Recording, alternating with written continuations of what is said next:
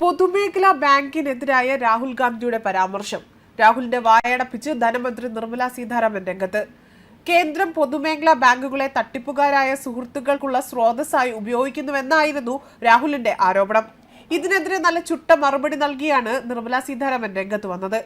സർക്കാർ ഉടമസ്ഥതയിലുള്ള ബാങ്കുകൾക്കെതിരായ ലോക്സഭാ പ്രതിപക്ഷ നേതാവ് രാഹുൽ ഗാന്ധിയുടെ ആരോപണം കഠിനാധ്വാനികളായ ജീവനക്കാർക്കും ശക്തവും ഭദ്രവുമായ ബാങ്കിംഗ് സംവിധാനത്തിന്റെ പ്രയോജനം നേടുന്ന പൗരന്മാർക്കും അപമാനമാണ് എന്നും ധനമന്ത്രി പറഞ്ഞു. എപ്പോഴും അടിസ്ഥാനരഹിതമായ പ്രസ്താവനകൾ നടത്താം എന്നതാണ് രാഹുലിന്റെ താല്പര്യമെന്നും ധനമന്ത്രി പരിഹസിച്ചു. എന്നാൽ UPA ഭരണകാലത്താണ് അന്നത്തെ കോൺഗ്രസ് സർക്കാർ ബാങ്ക് ജീവനക്കാരെ പീഡിപ്പിക്കുകയും ബന്ധുക്കൾക്ക് ഫോൺ ബാങ്കിംഗ് വഴി വായ്പ നൽകാൻ നിർബന്ധിതരാകുകയും ചെയ്തിരുന്നതെന്നും നിർമ്മല സീതാരാമൻ പങ്കുവച്ച പോസ്റ്റിൽ പറഞ്ഞു. UPA സർക്കാർ പൊതു ബാങ്കുകളുടെ അവരുടെ കൂട്ടുകാർക്കും ബിസിനസ്സുകാർക്കുമുള്ള ATMകൾ ആയാണ് കണക്കാക്കുന്നതെന്നും കേന്ദ്രമന്ത്രി ആഞ്ഞടിച്ചു.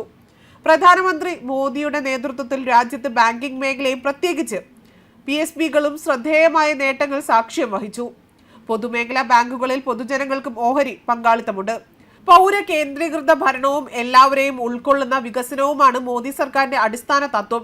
PM മുദ്ര, PM സ്വനിധി പദ്ധതികൾക്ക് കീഴിൽ യഥാക്രമം 68%, 44% സ്ത്രീകളാണ് ഗുണഭോക്താക്കളാകുന്നതെന്നും ധനമന്ത്രി ചൂണ്ടിക്കാട്ടി.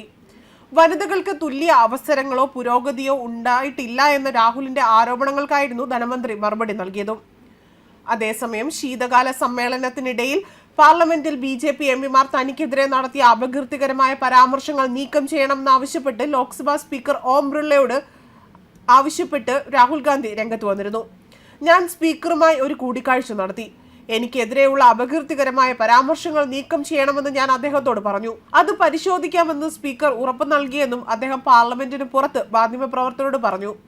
പാർലമെന്റിൽ ദിവസേനയുള്ള പ്രതിഷേധം സഭാ നടപടികൾ തടസ്സപ്പെടുത്തുന്നതിലേക്ക് നയിച്ച സാഹചര്യത്തിൽ ലോക്സഭ പ്രവർത്തിക്കുക എന്നതാണ് പ്രതിപക്ഷത്തിന്റെ ലക്ഷ്യമെന്നും കോൺഗ്രസ് MP രാഹുൽ ഗാന്ധി ഉറപ്പു നൽകി.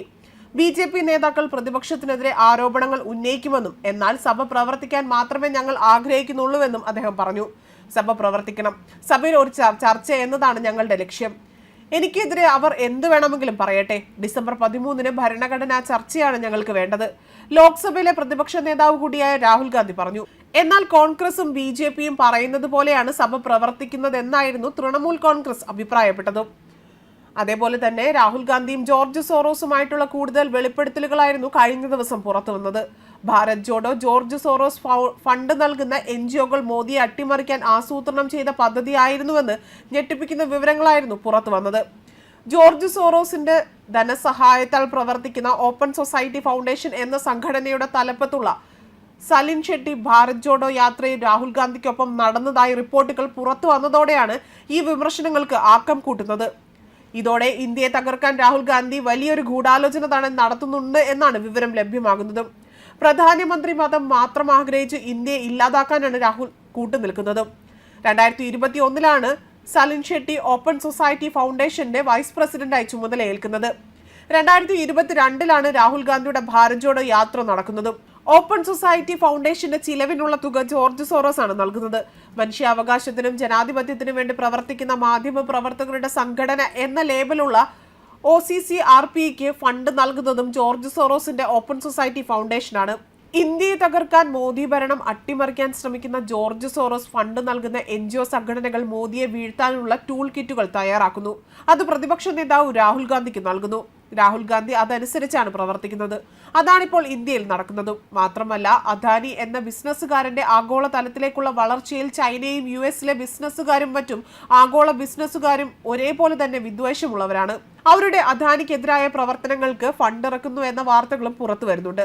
കഴിഞ്ഞ ദിവസം മഹാരാഷ്ട്ര മുഖ്യമന്ത്രി ദേവേന്ദ്ര ഫട്നാവിസ് പറഞ്ഞത് ഇന്ത്യയിൽ പ്രവർത്തിക്കുന്ന 160 മുതൽ 180ഓളം NGO സംഘടനകളാണ് ഭാരത് ജോഡോ യാത്ര എന്ന പരിപാടിക്ക് പിന്നിൽ പ്രവർത്തിച്ചത് എന്നതാണ്. ഈ NGO സംഘടനകൾക്കെതിരായ ശക്തമായ നിലപാടുകൾ എടുക്കാൻ പോവുകയാണ് മഹാരാഷ്ട്ര സർക്കാർ. ഇതിലും ജോർജ് സോറോസ് ഫണ്ട് നൽകുന്ന NGOകൾ ഉണ്ടെന്നാണ് റിപ്പോർട്ടുകൾ പുറത്തുവരുന്നത്. ന്യൂസ് ഡെസ്ക് കർമ്മ ന്യൂസ്.